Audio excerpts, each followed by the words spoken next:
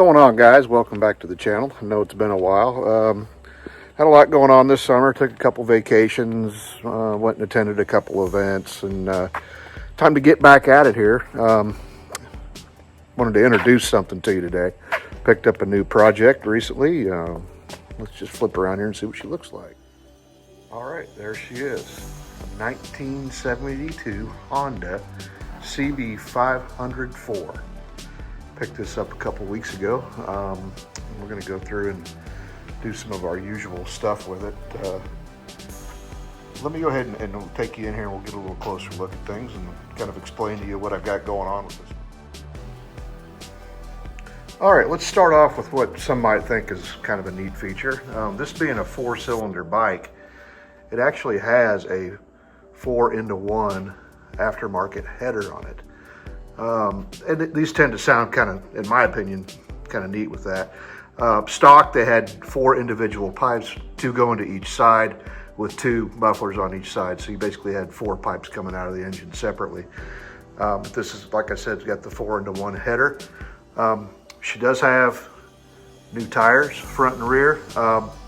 Probably already looking at this and noticing a few things that are just a bit out of the ordinary. And I'm not going to try to hide that.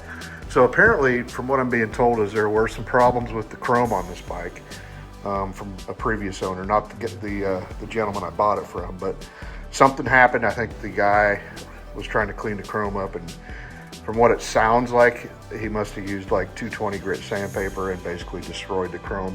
And you can actually see some remnants of it there. You notice how that's not shiny at all.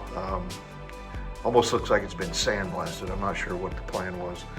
I'm just glad that it didn't get cut up, turned into a cafe racer. But what the guys that I bought it from, what they've done is they've actually went through and they did sandblast the chrome that was damaged, and actually put a really nice coat of paint, of silver paint, on the front fender and as well as the rear and the rear taillight bracket. I actually have sourced chrome replacements for those. One of them being for the rear it's actually original OEM parts I've got off of eBay. And then for the front, I actually purchased a reproduction front fender that came out of, I believe, Thailand or something like that, but they actually make pretty good parts.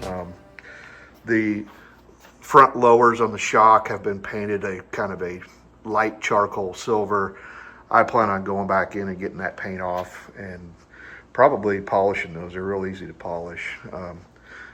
Headlight ears have been painted the same color as the fork lowers. And here you can see the little VIN tag. Let's see what else. The tank is original paint. It's in really good shape for a 50+ year old bike. Inside is I'd say it's a 9 out of 10. Just needs a good evapo-rust soaking to clean it up a little bit, and I'll probably throw a pour 15 liner in it, depending on what it looks like. Let's see here. The seat, it's basically like dry rotted, and it's starting to crack just from having weight on it. The actual seat pan is in perfect condition, and the foam as well, which was a nice plus. So I've already got a aftermarket replacement seat cover that looks like the OEM version that we'll be putting on there. Side covers, again, original paint, really nice. Yeah, just can't stress that enough. Coming back here to the rear, we talked about the fender. Looks like they've done the same thing with the hub. There's some form of paint on that. I'm happy that it's cleaned up. That just makes it easier, later to come back and actually get it the way I want it. There has been some light paint work done on the frame. It was very tastefully done. It's not a bunch of overspray or anything. Let's see what else we got here. Coming over to this side, again, really nice side covers. You can take a look up here at the cockpit if we can get you in there. Looking pretty good there. This bike is actually a rider, just like it is now. Oh, there's that new rear tire. So there are a couple things that I'm going to have to go through and address with the bike. So biggest issue is that it seems to be losing a carburetor. So it's dropping down and only runs on 3 cylinders most of the time. So when you get into taking these carburetors off, it's actually a fairly involved task, because you can imagine there's 4 of them stuffed up inside there. So I went ahead, I've got carb kits. I'm going to go through them, take a look at them. I suspect that the one that keeps dropping out probably just has something blocking one of the passages, some sort, or maybe a sticking float. Haven't quite figured that out. Also, when it does run on all 4 cylinders, the 4 carburetors are grossly out of sync. It doesn't idle right. Once you hit about mid-range throttle, it starts falling all over itself. And I'm pretty certain that that's a matter of those carbs not being synced. So that's another project that we're going to work on.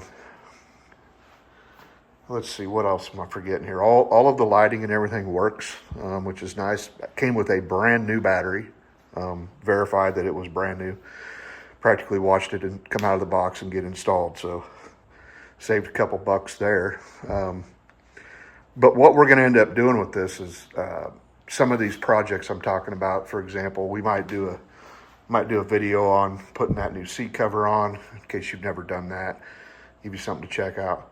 We'll almost for sure do video on taking the carbs out, cleaning, rebuilding, putting them back, and then also going through the carb sync process. I've already bought the tool for that.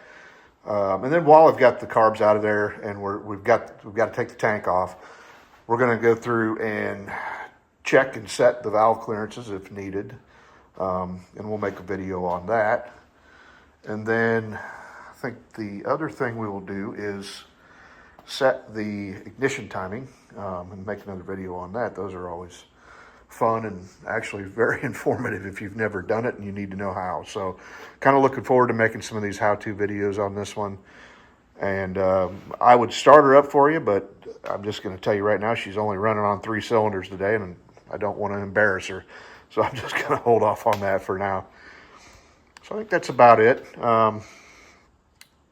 With all that, if you got any questions about it, feel free to drop them down in the comments. Or if you got anything negative to say, go for it. I'm always open to constructive criticism. But that's her. Really excited to get this out on the road and actually be able to keep up with traffic, unlike some of the other bikes that I ride.